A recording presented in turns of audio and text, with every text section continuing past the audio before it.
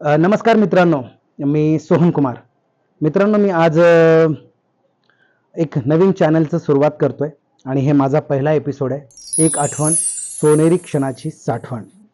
मित्रांनो, मी काय करणार आहे की आपल्या सहवासातले जे लोक एल्दरीच्या काळात 70, 80, 90च्या दशकामध्ये आपण तिथे होतो आणि त्या लोकांच्या सहवासात होतो, तर काही लोकांना आपण विसरलो आणि काही त्या लोकांपासून आपण दूर दूर आलो. आपण कामानिमित्त इकडे तिकडे गेलो. त्यामुळं तर मी या चॅनलच्या माध्यमातून अशा प्रत्येक एका सेलिब्रिटीला मी या कॅमेऱ्यामध्ये बंद करणार आणि एपिसोडच्या माध्यमातून तुम्हाला त्यांच्याशी भेट करून देणार है और बहुत सी मज़ेदार बातें होंगी और उनके साथ एल्दरी की कुछ यादें जो उन्होंने एल्दरी की जो पुरानी यादें उनके साथ कैसी कैसी रही उसका मैं लेखा जोखा उनके मुंह से आपको सुनाऊंगा और उनसे बहुत अच्छी अच्छी बातें भी करेंगे.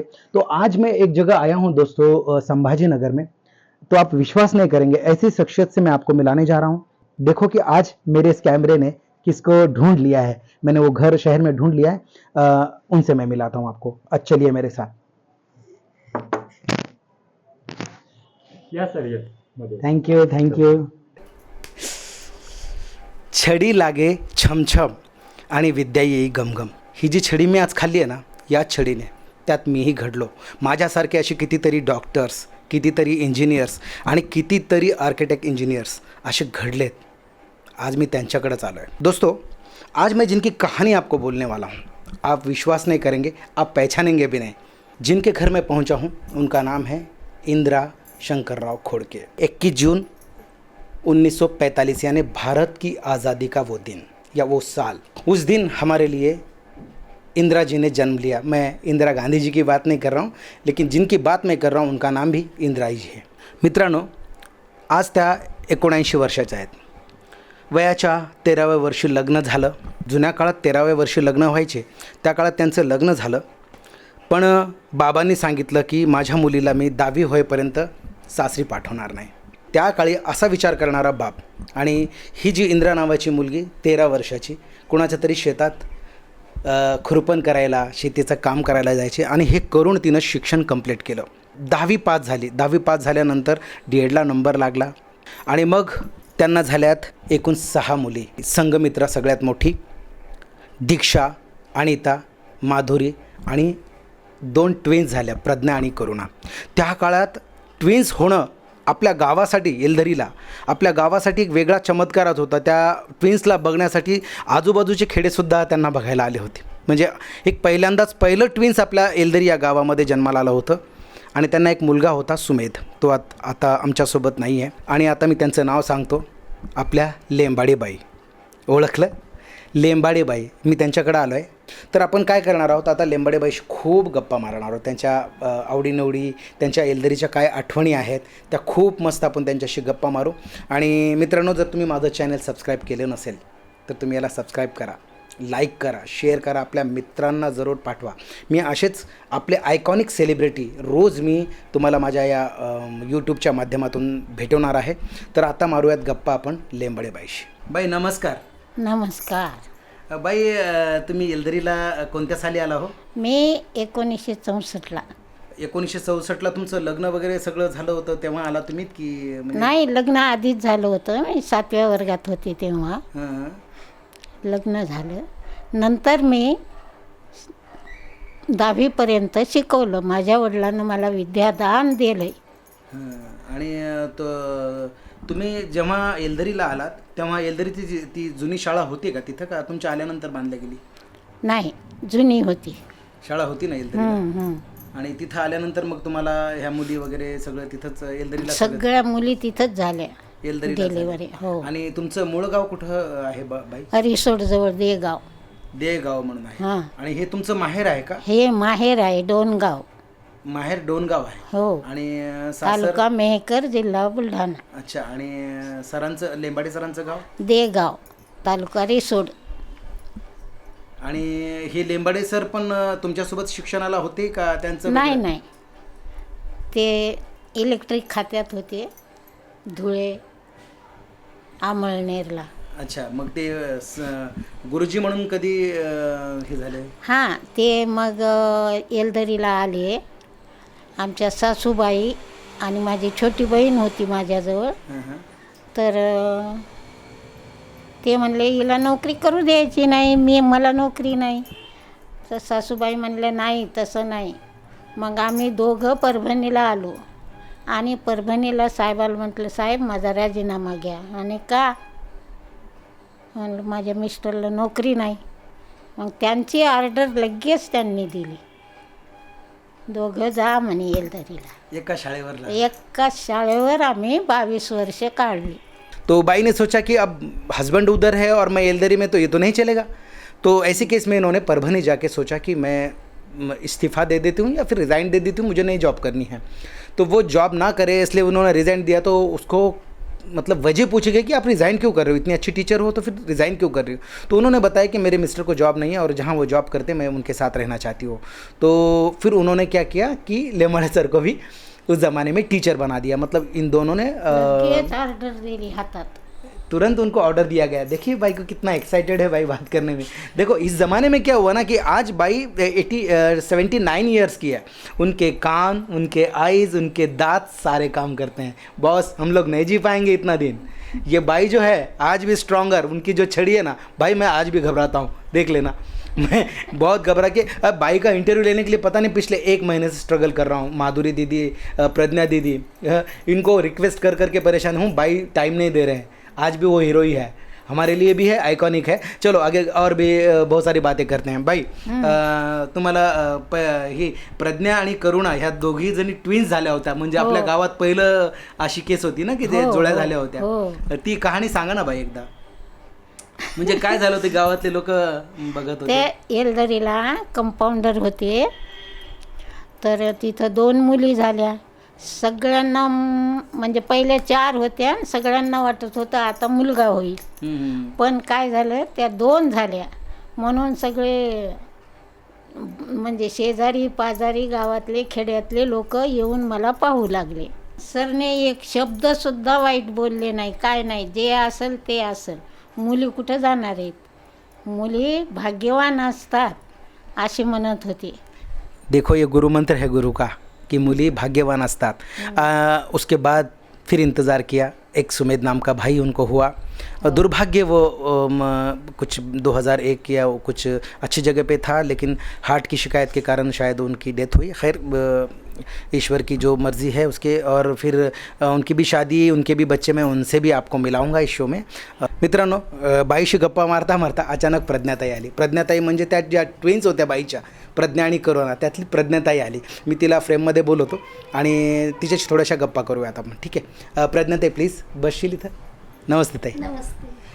प्रज्ञाताई, तुला काही येलदरीचं आठवते का गं? नाही, येलदरीला माझा जन्म झाला आणि मग लगेच मम्मी पप्पाची ट्रान्सफर औंढा नागनाथला झाली. मग मग आम्ही- म्हणजे मला फक्त थोडं थोडं मुळेबाई, घुगे सर, आईवले सर, अन्नी वगैरे आणि आणि त्या गौरी वगैरे त्या माझ्या थोड्या क्लासमेट होत्या तेवढंच आठवते, जास्त बाकी आठवत जास्त नाही. आठवत नाही बघितलं हां. मित्रांनो, प्रज्ञाताईला बघा.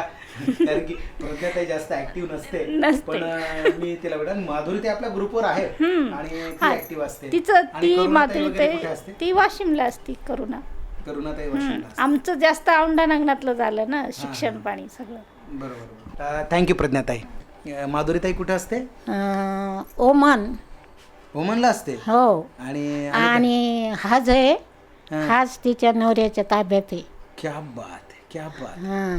मस्त. आणि ते WHO असल्यामुळं त्यांच्याकडे. आणि अनिताताई कुठे असते? अनिताताई पुसदला, आणि दीक्षाताई ती पुसदला. आणि प्रज्ञाताई आणि करुणाताई? करुणा वाशिमला, प्रज्ञाताई औरंगाबादला.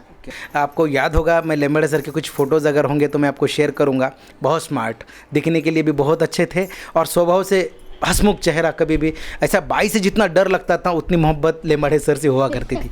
बाई से बहुत डर लगता था मुझे. तो आज भी मतलब गणित का सब्जेक्ट आते थे ना भाई, इधर दर्द होता है मेरे, बिल्कुल मैं बता रहा हूँ.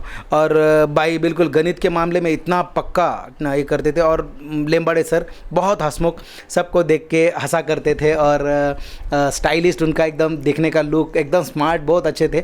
खैर वो नहीं है हमारे बीच तो दुःख होता है इस बात का. बट बाई मला हे सांगा, तुम्ही येलदरी कोणत्या साली सोडलं? 86ला. 86ला तुम्ही येलदरी सोडलं. हो. तुम्ही 86 पर्यंत होता तिथे. हो. मग तिथून तुम्ही कुठे गेलात त्यावेळी? औंढा नागनाथ. औंढा नागनाथला तिथून तुमची बदली झाली का रिटायरमेंट झाली? नाही, बदली झाली. अच्छा, तिथून येलदरी येऊन तिथं येलदरीहून बदली औंढा नागनाथला झाली. औंढा नागनाथला 15 वर्ष सर्व्हिस. कोणत्या शाळेला होता तुम्ही तिथं? जिल्हा परिषद. तिथं पण जिल्हा परिषद हो. तर तिथं 15 वर्ष सर्व्हिस केली आणि मग रिटायर झाली. गुरुजी रिटायर झाल्यानंतरच एक्सपायर झाले का ड्युटीवर असताना झाले? नाही, रिटायर झाल्यावर इथं आल्यावर झाली. इथं झाले. आणि इथं तुम्ही औरंगाबादला कशासाठी म्हणून आलात? म्हणजे जर तुम्ही औंढ्याला होतात तर औरंगाबादला कशासाठी आलात तुम्ही? माझा मुलगा औरंगाबादच्या इथं ड्युटीला होता. अच्छा. मग तो म्हणाला, आई बाबा आता खेड्यानं बस झालं राहणं, शहरात राहा. अच्छा. हां. मग ते सुमेध मग भैया ते- तुम्हाला इकडे घेऊन आले? सुमेध भैया घेऊन आला. त्याने ही जागा घेतली आणि हे घर माझ्या विद्यार्थ्यानं बांधून दिलं. कुठला विद्यार्थी? इनुस. अच्छा, ते कंपाउंडरचे. हो. दोस्तों देखो, विनोज भाई मैं उनका भी इंटरव्यू करने वाला हूँ. खाली जगह वो बहुत नामचीन आर्किटेक्ट इंजीनियर है विनोज भाई. उन्होंने इस प्लॉट को डिज़ाइन किया और मतलब ये गर्व की बात इनके लिए है कि ये वो बता रहे हैं कि उनका जो स्टूडेंट है यूनुस भाई, उन्होंने इस घर का डिज़ाइन किया और उसी विद्यार्थी ने यानी स्टूडेंट ने ये घर बांधा है और उसी में घर बांधल्यावर मला फोन केला, या म्हणे आता सामान घेऊन. मग आम्ही औंढ्याहून सामान घेऊन आलो आणि या घरात. घर कसं बांधलं? मस्त, एकदम हे काय असं. मस्त बांधलं, एकदम भारी, हां. छान. बाईचं घर. बाईचं घर आहे आणि सुमेधचं घर आहे. आणि एक दिवस मी खालचे भांडे वर लावू लागले.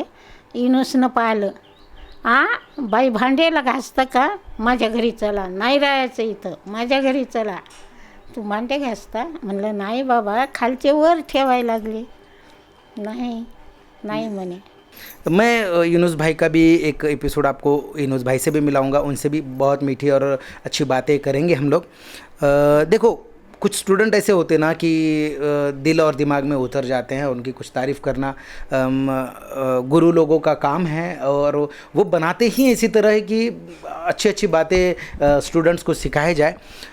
बाई, तुम्हाला मला हे विचारायचं आहे की येलदरी असतानाच्या तुमच्या काही आठवणी आहेत का येलदरीच्या? म्हणजे काय तुम्ही जेव्हा येलदरीला आलात तेव्हा धरणाचं काम सुरू होतं का? हो, धरणाचं काम सुरू होतं.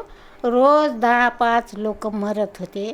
दवाखान्यात आणत होते आणि दवाखाना आणि माझी शाळा जवळजवळ होती म्हणून मला ते परिचित. हां, ते तुमच्या समोरच ते पूर्ण डॅमचं बांधकाम? समोरच यायचे लोक. नाही, डॅमचं बांधकाम तुमच्या समोर माझ्या समोर झालं, अगदी पायापासून. डॅम तुमच्या समोर हो बांधला. हो. आणि मग आता बरेच दुरून लोक येलदरी पाहायला येत होते. हो, डॅम पाहायला येत होते. हां. आणि मग तुम्हाला स्टुडंट किती होते ते एका वर्ष त्या वर्षी? 60-50. आणि ती शाळा खेडेपाड्याचे मुलं येत होते. मग ती शाळा कुठपर्यंत होती येलदरीची?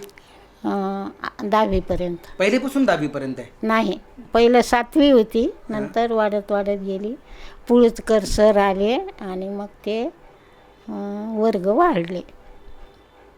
परभणीचे पुळुचकर. परभणीचे पुरस्कर सर. पुळुचकर. आणि तुम्हाला हेडमास्टर कोण होते त्यावेळेस? पुळुचकर. बरं. अगदी म्हातारी झाली होती. माझ्या माधुरीला खूप खेळवलं त्यांनी. आणि तुमच्या टायमाला असणारे सर लोक तुम्हाला कोण कोण आठवतात? म्हणजे तुमच्या बरोबर असणारे? आयवले सर होते. सोळंके, आखाडे.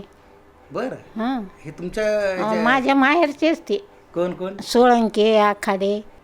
मुळे सर पण तुमच्या बाजूलाच राहायचे? बाजूला राहायचे. मुळे सर. आणि घुगे कुठले? अच्छे ते त्या मंडगे सरांच्या बाजूला मंडगे सर होते माझ्या बरोबर. अच्छा.